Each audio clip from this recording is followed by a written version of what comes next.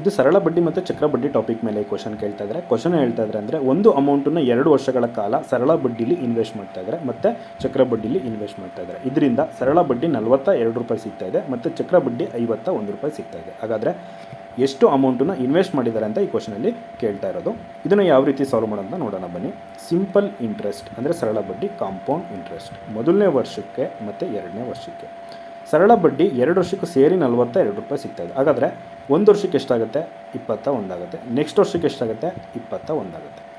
ಒಂದು ಯಾವಾಗಲೂ ನೆನ್ಪಿಟ್ಕೊಂಡಿರಬೇಕು ಏನಂದರೆ, ಒಂದು ಅಮೌಂಟನ್ನು ಸರಳ ಬಡ್ಡಿ ಮತ್ತು ಚಕ್ರ ಬಡ್ಡಿಗೆ ಇನ್ವೆಸ್ಟ್ ಮಾಡಿದಾಗ ಮೊದಲನೇ ವರ್ಷಕ್ಕೆ ಸರಳ ಬಡ್ಡಿ ಮತ್ತು ಚಕ್ರ ಬಡ್ಡಿ ಯಾವಾಗಲೂ ಸಮವಾಗಿರುತ್ತೆ. ಇಲ್ಲಿ ಫಸ್ಟ್ ವರ್ಷಕ್ಕೆ ಎಷ್ಟು ಬಂತು? 21 ಬಂತು ಸರಳ ಬಡ್ಡಿ. ಹಾಗಾದರೆ ಚಕ್ರ ಬಡ್ಡಿನೂ ಎಷ್ಟಾಗಿರುತ್ತೆ? 21 ಸಿಗುತ್ತೆ.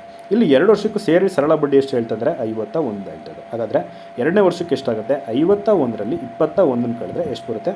30 ಬರುತ್ತೆ. ಇಲ್ಲಿ ಎಷ್ಟು ಜಾಸ್ತಿ ಆಯಿತು? 9 ಜಾಸ್ತಿ ಆಯಿತು. ಇದನ್ನು ಯಾವುದಕ್ಕೆ ಯೂಸ್ ಮಾಡ್ತೀವಿ ಅಂತ ಅಂದರೆ ರೇಟ್ ಆಫ್ ಇಂಟ್ರೆಸ್ಟ್ ಕಂಡುಹಿಡಿಯೋದಕ್ಕೆ ಯೂಸ್ ಮಾಡ್ತೀವಿ. ಎಷ್ಟು ಜಾಸ್ತಿ ಆಗಿದೆ? 9 ಡಿವೈಡ್ ಬೈ ಯಾವುದ್ರ ಮೇಲೆ? 21 ಇಂಟು 100. ಓಕೆನಾ?